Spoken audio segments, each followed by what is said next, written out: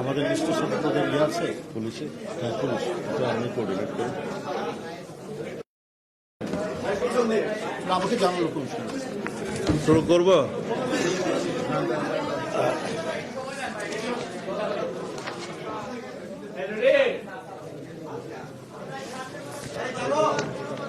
এখানে আমি কিছু দাঁড়াইছি তো।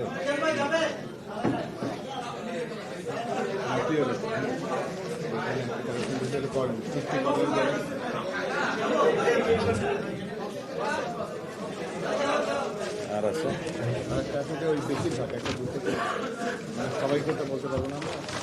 এখানে দ্বিতীয় লাইন, দ্বিতীয় পৃষ্ঠ, যাতে তাদের বেশিরভাগ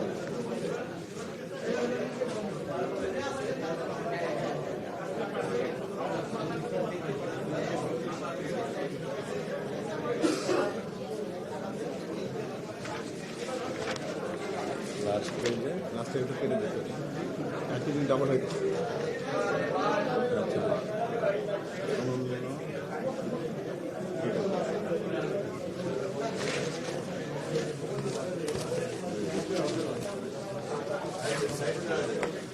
বিসমিল্লাহির রহমানির রহিম। এই অন করে ইয়ে হবে না। এই ইয়ে এটা সামনে করে দাও। ঠিক আছে। বিসমিল্লাহির রহমানির রহিম। প্রিয় সাংবাদিক বন্ধুগণ, আমি প্রথমে আপনাদের প্রতি কৃতজ্ঞতা জানাচ্ছি, ধন্যবাদ জানাচ্ছি। দীর্ঘক্ষণ আপনারা বসে আছেন, সেজন্য ক্ষমা প্রার্থনাও করছি। আমরা আজকে আপনাদের সামনে এবং আপনাদের মাধ্যমে সমগ্র জাতিকে কিছু ইনফরমেশন জানাতে চাই। আগামী 25শে ডিসেম্বর আমাদের প্রিয় নেতা জনাব তারেক রহমান স্বদেশ প্রত্যাবর্তন কালে যে সমস্ত আয়োজন, অনুষ্ঠান এবং যে সমস্ত ব্যবস্থা আমরা গ্রহণ করেছি সেগুলো আপনাদেরকে জানাবো এবং সমস্ত বিষয়ে দেশবাসীর সহযোগিতা, আপনাদের সহযোগিতা কামনা করছি। প্রিয় সাংবাদিক বন্ধুগণ, ইলেকট্রনিক অনলাইন মিডিয়ার প্রিয় সাংবাদিক বন্ধুগণ, আসসালামু আলাইকুম ওয়া রাহমাতুল্লাহ। আমি সালাউদ্দিন আহমেদ, বিএনপি জাতীয় স্থায়ী কমিটির সদস্য ও জনাব তারেক রহমান স্বদেশ প্রত্যাবর্তন অভ্যর্থনা কমিটির আহ্বায়ক। আমার পাশে উপবিষ্ট জনাব রুহুল কবির রিজভী, বিএনপির সিনিয়র যুগ্ম মহাসচিব ও কমিটির সদস্য সচিব। অধ্যাপক মওদুদ আলমগীর পাবেল, মিডিয়া সেলের আহ্বায়ক ও অভ্যর্থনা কমিটির সদস্য। পাশে আছেন অবসরপ্রাপ্ত ব্রিগেডিয়ার শামস, তিনি চেয়ারপারসন নিরাপত্তা, যে আছেন নিরাপত্তা প্রধান, আমরা সিএসএফ নামে সবাই চিনি, চেয়ারপারসন সিকিউরিটি ফোর্সের তিনি প্রধান। আমাদের ও দলের পক্ষ থেকে আপনাদের স্বাগত জানাচ্ছি এবং কৃতজ্ঞতা ধন্যবাদ প্রকাশ করছি আপনাদের অকুণ্ঠ সহযোগিতার জন্য। আপনারা সকলেই ইতিমধ্যে অবহিত আছেন যে আর মাত্র কয়েক ঘন্টা পর সমগ্র জাতির 17 বছর ব্যাপী দীর্ঘ প্রতীক্ষার অবসান করতে যাচ্ছে। আমাদের প্রিয় নেতা বিএনপির ভারপ্রাপ্ত চেয়ারম্যান জনাব তারেক রহমান স্বদেশ প্রত্যাবর্তন করছেন ইনশাআল্লাহ। শুরুতেই আমি দেশবাসীর প্রতি কৃতজ্ঞতা ও ধন্যবাদ প্রকাশ করতে চাই। তারা আমাদের অভ্যর্থনা আয়োজনের প্রতি যে অকুণ্ঠ সহযোগিতা প্রদর্শন করেছেন সেটা অবিস্মরণীয়। একই সাথে আন্তরিক ক্ষমা প্রার্থনা করতে চাই যে প্রিয় নেতার স্বদেশ প্রত্যাবর্তনের এই ঐতিহাসিক আয়োজনকে বাস্তবায়িত করতে দলের পক্ষ থেকে অনিবার্য, অত্যাবশ্যক এবং ন্যূনতম যে সকল কর্মসূচি গৃহীত হয়েছে সেজন্য সৃষ্ট অসুবিধা ও কষ্টের জন্য। আপনারা জানেন জনাব তারেক রহমান এমন কোনো কর্মসূচিকে সমর্থন করেন না যা জন দুর্ভোগের কারণ সৃষ্টি করে। তিনি ইতিমধ্যে তার স্বদেশ প্রত্যাবর্তনের দিনে লন্ডন হিথ্রো বিমানবন্দরে প্রবাসী নেতা কর্মী সমর্থকদের উপস্থিত হতে নিষেধ করেছেন। বাংলাদেশেও আমাদের কোনো কর্মসূচি যেন জনদুর্ভোগের কারণ না সৃষ্টি করে। আমরা তার নির্দেশনা পালনের আন্তরিক শত চেষ্টা সত্ত্বেও সেটা হয়তো 100% প্রতিপালন করতে পারিনি। তিনি স্পষ্ট নির্দেশনা দিয়েছেন, তিনি বিমানবন্দর থেকে সরাসরি তার চিকিৎসাধীন গুরুতর অসুস্থ মা, বাংলাদেশের অভিভাবক দেশনেত্রী বেগম খালেদা জিয়াকে দেখতে হাসপাতালে যাবেন। যেতে চান তার পিতা মহান স্বাধীনতার ঘোষক শহীদ জিয়ার মাজার জিয়ারতে, যেতে চান ভাইয়ের কবরের পাশে। জনদুর্ভোগ পরিহার করতে তিনি সরকারি ছুটির দিনকে তার প্রত্যাবর্তনের দিন হিসেবে নির্ধারণ করেছেন। এমন একটি দিন নির্বাচন করেছেন যার পরপর 2 দিন সরকারি ছুটি, সব মিলিয়ে টানা 3 দিনের ছুটি। তার নির্দেশনা প্রতিপালন করতে যে জনদুর্ভোগের বিষয় মাথায় রেখে আমরা রাজধানীর কেন্দ্রীয় কোনো স্থানে যেমন সোহরাওয়ার্দী উদ্যান বা মানিক মিয়া এভিনিউকে আমাদের কর্মসূচিতে অন্তর্ভুক্ত করিনি। রাজধানীর এক পাশে অপেক্ষাকৃত কম জনাকীর্ণ ও 300 ফুট প্রশস্ত 36 জুলাই মহাসড়কের শুধুমাত্র এক পাশের সার্ভিস লেনকে অতি সংক্ষিপ্ত এক গণ অভ্যর্থনা হিসাবে নির্ধারণ করেছে। এটা কোনো জনসভা নয়, সম্বর্ধনা অনুষ্ঠানও নয়, শুধুমাত্র দেশবাসীর প্রতি তার আন্তরিক কৃতজ্ঞতা প্রকাশ ও দেশনেত্রী সহ দেশের সকলের কল্যাণ কামনায় দোয়ার অনুরোধের অনুষ্ঠান। সেই আয়োজনে তিনি ছাড়া আর দ্বিতীয় কোনো বক্তা থাকছেন না। আমরা এই আয়োজনের কলেবর যত ছোটই রাখতে চাই না কেন, 17 বছর ধরে অপেক্ষমান দেশের সকল প্রান্ত থেকে আসা নেতা কর্মী সমর্থকদের বাঁধ ভাঙা রাজধানীমুখী স্রোত নিয়ন্ত্রণের ক্ষমতা আমাদের নেই। তারপরেও আমরা আমাদের নেতা কর্মী সমর্থকদের নির্দেশনা দিয়েছি যাতে তাদের বেশিরভাগ কাঞ্চন ব্রিজ ব্যবহার করে অনুষ্ঠানস্থলে আসেন। রাজধানীতে তাদের প্রবেশ পথ ও যানবাহন, অবস্থান ও অভ্যর্থনা কেন্দ্রের বিস্তারিত তালিকা আপনাদের জানাবো সকলের সুবিধার্থে। এর সাথে থাকছে 20টি মেডিকেল ক্যাম্প, সার্বক্ষণিক চিকিৎসক, প্যারামেডিক, ওষুধপত্র ও অ্যাম্বুলেন্স সহ সেসব ক্যাম্পের তালিকাও সকলের সুবিধার্থে আমরা জানিয়ে দিচ্ছি। এছাড়াও মঞ্চের কাছাকাছি 6 শয্যার একটা ফিল্ড হাসপাতালও থাকবে, আইসিইউ, অ্যাম্বুলেন্স সহ। বিমানবন্দরগামী ও বিদেশ ফেরত যাত্রীদের এবং রোগী বহনকারী অ্যাম্বুলেন্সের যাতায়াত নির্বিঘ্ন করতে বিমানবন্দর সড়কের কাকলী মোড়, আন্তর্জাতিক বিমানবন্দরের সামনে ও আবদুল্লাপুর এই 3টি স্থানে হেল্প ডেস্ক থাকবে, যারা মোটর বাইক স্কটের মাধ্যমে যাত্রাপথ নির্বিঘ্ন করতে আপ্রাণ চেষ্টা করবে। ঢাকা মহানগর দক্ষিণের বিভিন্ন পয়েন্ট দিয়ে আগত গাড়িসমূহের পার্কিংয়ের স্থান সায়েদাবাদ অভ্যর্থনা কেন্দ্র, ডেমরা স্টাফ কোয়ার্টার পয়েন্ট দিয়ে প্রবেশ করা গাড়ি সায়েদাবাদ বাস টার্মিনালে পার্কিং করবে। 2, শনির আখড়া অভ্যর্থনা কেন্দ্র এবং মহাখালী অভ্যর্থনা কেন্দ্র।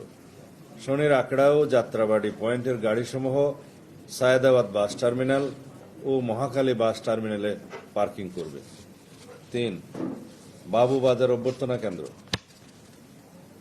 বাবুবাজার ব্রিজের নিচে, নয়াবাজার বাবুবাজার ব্রিজ পয়েন্টের গাড়িসমূহ ফুলবাড়িয়া গুলিস্তান বাস টার্মিনাল ও মহাখালী বাস টার্মিনালে পার্কিং করবে। 4, পোস্তগোলা ব্রিজের উপরে অভ্যর্থনা কেন্দ্র, ধোলাইপাড় মোড় অভ্যর্থনা কেন্দ্র, কমলাপুর রেল স্টেশন অভ্যর্থনা কেন্দ্র, সদরঘাট লঞ্চ টার্মিনাল অভ্যর্থনা কেন্দ্র। এখানে আমাদের সেই অভ্যর্থনা কেন্দ্রগুলো ইতিমধ্যে আমরা ব্যবস্থা নিয়েছি। সেখানে মেডিকেল টিম সহ অভ্যর্থনা কেন্দ্রে আমাদের স্বেচ্ছাসেবক সবাই প্রয়োজনীয় ব্যবস্থা নেবে এবং তাদেরকে দিক নির্দেশনা দিবে। ঢাকা মহানগর উত্তরের বিভিন্ন পয়েন্ট দিয়ে আগত গাড়িসমূহের পার্কিং স্থান: 1. আব্দুল্লাহপুর অভ্যর্থনা কেন্দ্র, টঙ্গী আব্দুল্লাহপুর এন্ট্রি পয়েন্টের গাড়ি পার্কিং বিশ্ব ইস্তেমার মাঠ, তোরাগ মাঠ। 2. নীলা মার্কেট অভ্যর্থনা কেন্দ্র, কাঞ্চন ব্রিজ 300 ফিট হয়ে এন্ট্রি পয়েন্টের গাড়ি বাণিজ্য মেলার মাঠে পার্কিং করবে অথবা নীলা মার্কেটে গাড়ি পার্কিং এর ব্যবস্থা আছে সেখানে করবে। যে দুই জায়গাতে সম্ভব হয় সেই দুই জায়গায় অভ্যর্থনা কেন্দ্র এবং গাড়ি পার্কিং এর ব্যবস্থা থাকবে মেডিকেল টিম সহ।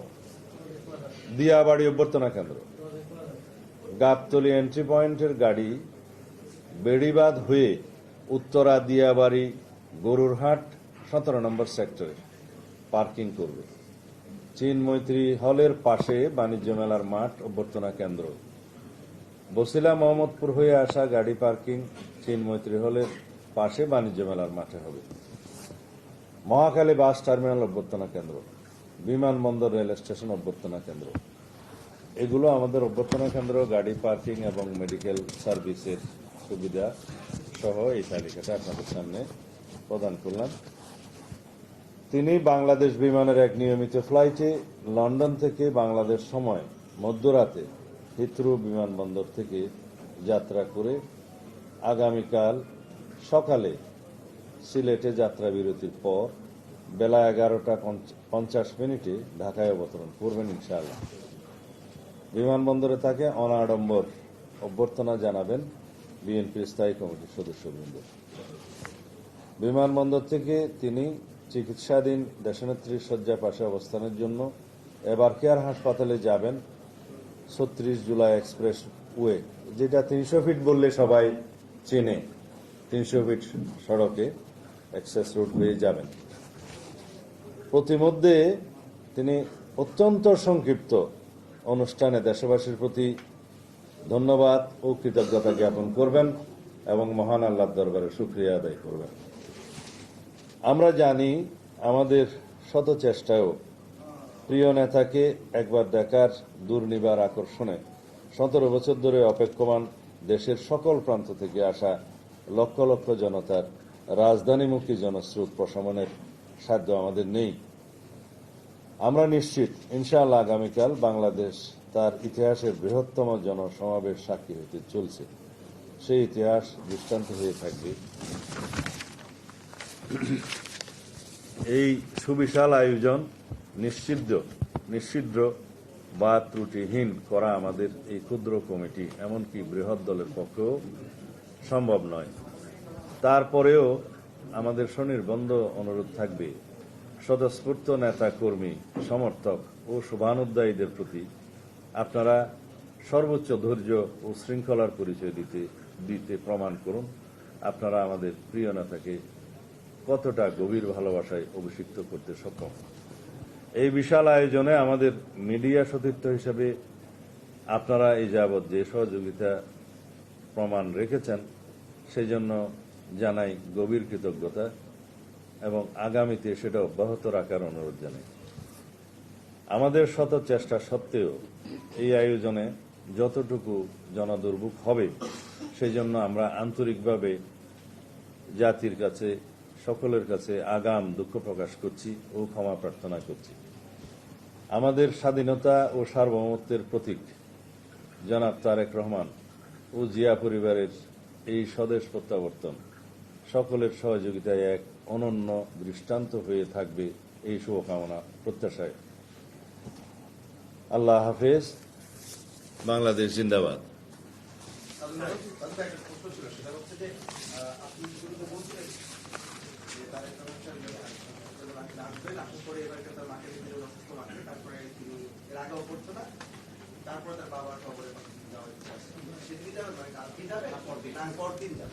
না, খুব ভালো প্রশ্ন করেছেন। আমাদের এটা আগে বলে নেই, আমাদের প্রথম দিনের অনুষ্ঠান বিমানবন্দর থেকে 300 ফিট রাস্তায় অভ্যর্থনা স্থল, সেখান থেকে দেশনেত্রী বেগম খালেদা জিয়াকে দেখতে যাওয়া, এবার কেয়ার হাসপাতাল এভারকেয়ার হাসপাতাল থেকে তিনি সরাসরি বাসভবনে চলে আসবেন। তখন বিমানবন্দর সড়ক হয়ে কাকলের মোড় হয়ে গুলশান 2 নম্বর হয়ে তিনি বাসভবনে চলে আসবেন। সেদিন আর অন্য কোনো অনুষ্ঠান হবে না। বাকি অনুষ্ঠান আপনারা জানতে পারবেন। আমি আগাম শুধু 26 তারিখের অনুষ্ঠানটা আপনাদের সামনে বলতে পারি। 25 বলে ফেলেছি, 26 তারিখ শুক্রবার বাদ জুম্মা তিনি বাসভবন থেকে রওনা হয়ে প্রথমে শহীদ জিয়ার মাজার জিয়ারত করবেন এবং সেখান থেকে জাতীয় স্মৃতিসৌধে তিনি শ্রদ্ধা জ্ঞাপন করতে যাবেন। এটা 26 তারিখ। 27 তারিখের প্রোগ্রাম আপনারা পরে জানবেন। সেদিন অন্যান্য অনুষ্ঠানের মধ্যে আমি শুধু আপনাদেরকে আগাম টাইমিং ছাড়া এখন বলতে পারি যে আমাদের সেদিনের অনুষ্ঠানের মধ্যে 27 তারিখে তিনি এনআইডি কার্ড এবং ভোটার হওয়ার সমস্ত কাজগুলো সেদিন করবেন। এরপরে শহীদ উসমান হাদির কবর জিয়ারত করবেন এবং যাওয়ার পথে তিনি পঙ্গু হাসপাতালে জুলাই অভ্যুত্থানের যে কর্মসূচি, পঙ্গু হাসপাতালে যাওয়া, তাদেরকে দেখতে যাওয়া সেটা, এবং এরপর আরেকটি অনুষ্ঠান হবে, সেটা এখনো আমরা বিস্তারিত ঠিক করিনি, আপনাদেরকে যথাসময়ে জানাবো।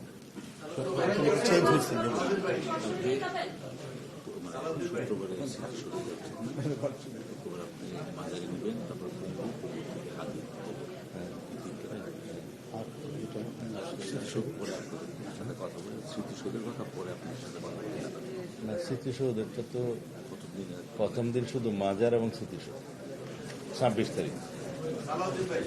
26 তারিখে বাদ জুম্মা তিনি বাসভবন থেকে রওনা দিয়ে প্রথমে শহীদ জিয়ার মাজার এবং সেখান থেকে জাতীয় স্মৃতিসৌধ শ্রদ্ধা জ্ঞাপন। এইটুক 26 তারিখের অনুষ্ঠান। আস্তে একজন করে সেটা আপনাদেরকে জানানো হবে আগে যথাসময়ে। আমি 25-এর অনুষ্ঠান বললাম, 26 তারিখেরটা বলে দিলাম। তারপরের অনুষ্ঠানগুলো আপনারা শুধু জানেন যে 27 তারিখ তিনি এনআইডি কার্ড করবেন, ভোটার করবেন, সেদিন ঈশ্বর সময়, সেটা আপনারা যথাসময়ে টাইম এন্ড প্লেস জানতে পারবেন।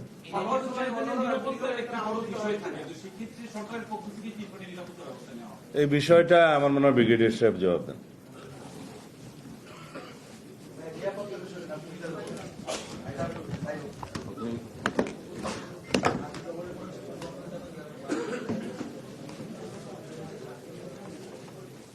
নিরাপত্তার বিষয়টাই তো গোপনীয়। আপনাদেরকে সম্পর্কে যত বলা যায় সেটার মধ্যে সীমিত সেটাই হলো আমাদের সবার জন্য এবং ধন্যবাদ সবাই যেভাবে কাজ করছি সেটা অভিষ্টকে বোঝানো সব। তারপরেও ব্রডলি আপনাদেরকে বলি, আমাদের যে দলগত যে নিরাপত্তা ব্যবস্থা সেটা সর্বোচ্চ ব্যবহার করা হবে। এর মধ্যে ক্ষুদ্র একটা অংশ হলো চেয়ারপারসন সিকিউরিটি ফোর্স, তারপর আমাদের দলীয় নেতাকর্মী এবং সর্বোপরি বাংলাদেশে আপাময় জনসাধারণ। এটা হলো আমাদের নিরাপত্তার মূল ভিত্তি। সরকার স্বপ্রণোদিত হয়ে তারা আমাদেরকে সর্বোচ্চ সহায়তা দিচ্ছেন এবং আমাদেরকে সকল ধরনের সহায়তার জন্য সরকার তার বিভিন্ন বাহিনী এবং সংস্থাগুলোকে নির্দেশনা দিয়েছেন। তাদের সাথে আমাদের গভীর এবং নিবিড় সম্পর্ক সৃষ্টি হয়েছে এবং সব গভর্নমেন্টাল অর্গানাইজেশন আমাদের দলীয় যে শক্তি আছে সেটাকে ইন্টিগ্রেট করে আমরা আশা করছি আমাদের জানা মতে যতটুকু নিরাপত্তা থ্রেট আছে তার চেয়ে অনেক শক্তিশালী নিরাপত্তা ব্যবস্থা আমরা সৃষ্টি করতে সরকারের সকল সংগঠনে। আর আপনাদের মধ্যে অনেকেরই একটা ধারণা এবং অনেক আমরা নিউজ দেখি এসএসএফ সরকারের একটা অংশ, স্পেসিফিক্যালি আমাদের ভারপ্রাপ্ত চেয়ারম্যান নিরাপত্তার জন্য আমরা এসএসএফ কখনো ডিসিশন দিই নাই, কিন্তু অনেকেই অনেকগুলো হয়তো বিভিন্ন সোর্স থেকে আপনারা পেতে পারেন। আমরা সরকারের কাছ থেকে সার্বিক সহায়তা পাচ্ছি এবং এই জন্য আমরা সরকারের প্রতি কৃতজ্ঞ।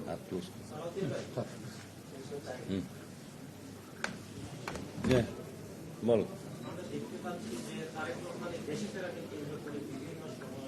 সামাজিক যোগাযোগ মাধ্যম থেকে শুরু করে বিভিন্ন মাধ্যমে বিভ্রান্তিমূলক তথ্য ছড়ানো বর্তমানে বিষয়টি কি বলে? যারা অপতথ্য ছড়াচ্ছে সেটা তাদের ভিন্ন উদ্দেশ্য আছে, কিন্তু মানুষ সেগুলো বিশ্বাস করে না। সুতরাং এই বিষয়ে আমরা এগুলো আমলে নিচ্ছি না।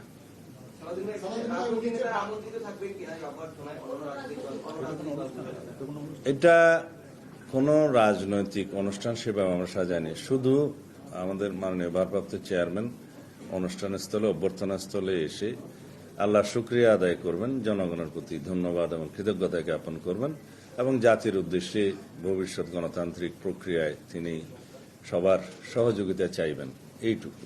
ওখান থেকে না।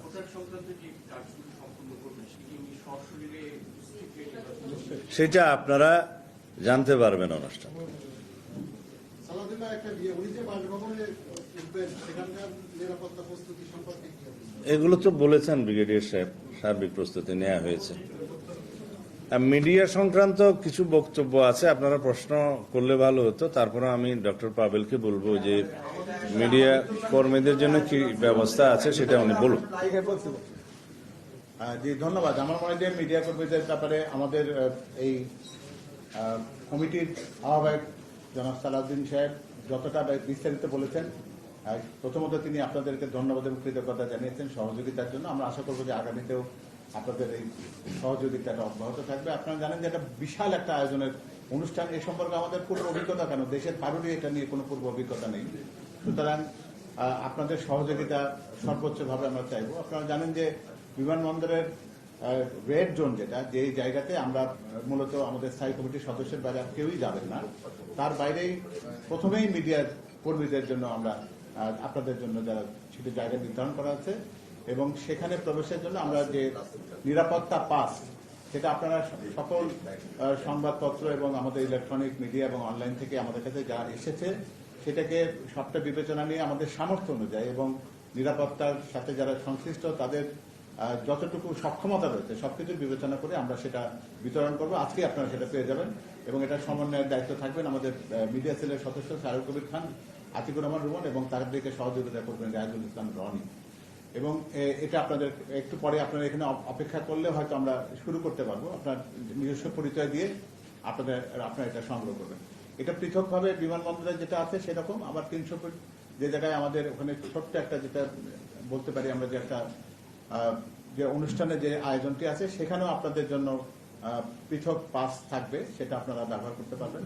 তবে আমার মনে হয় না যে যারা বিমানবন্দর যারা কভার করবেন তারা এই জায়গাতে এসে একই ব্যক্তির পক্ষে এটা হয়তো সম্ভব হবে না। আপনাদের জন্য সেক্ষেত্রে আমি পরামর্শ দেবো যে আপনারা দ্বিতীয় একটা টিমকে সেখানে প্রস্তুত থাকবেন। একটি অনুরোধ, যে একটা রেড জোন আছে যেটাকে অতিক্রম কেউই করতে পারবে না, ফলে সেখানে কেউই আপনারা দয়া করে প্রবেশের চেষ্টা করবেন না। আপনাদের জন্য নির্দিষ্ট জায়গা সেখানে করা আছে। আপনারা যারা রাইজার ওখানে বসাতে চান সেটা একদম মঞ্চের সামনাসামনি করা যাবে না, তখন তাতে মঞ্চের পেছনে যারা থাকবেন অতিথিবর্গ বা আমাদের যারা অন্যান্য নেতাকর্মী তাদের দেখাটা বাধাগ্রস্ত হবে। সুতরাং দুই পাশে পর্যাপ্ত জায়গা রাখার চেষ্টা করছি আমরা, সেখানে আপনারা সেটা ব্যবহার করতে পারেন। আর এর সাথে যারা বিমানবন্দরে যারা বিশেষ করে ইলেকট্রনিক মিডিয়ার যারা গাড়ি নিয়ে যাবেন তাদের গাড়িতে একটা স্টিকার থাকবে এবং সেখানে আপনাদের বৈধ পরিচয়পত্র, সেটা কিন্তু আমাদের বিষয় না, নিরাপত্তার সাথে যারা সংশ্লিষ্ট আছেন তাদের পরিচয় নিশ্চিত করে আপনাদের গাড়ি এবং তারা পর্যবেক্ষণ করার পরে এবং আপনাদের যে প্রফেশনাল পাস আছে সেটাকে সঙ্গে এবং আমাদের যে পাসটা দেওয়া আছে সবগুলোকে একখানে করে তারা ওখানে যাওয়ার অনুমতি দেবেন। এটা আপনারা সম্ভব চেষ্টা করবেন যত দ্রুততার সাথে আপনারা সেই জায়গায় যেতে পারেন সেটা ভালো, কারণ যদি মহাসড়ক বা বিমানবন্দর সড়ক যদি যা বেশি ভারাক্রান্ত হয়ে পড়ে তাহলে সেক্ষেত্রে হয়তো আপনাদের সেখানে পৌঁছবার ক্ষেত্রে সমস্যা হতে পারে।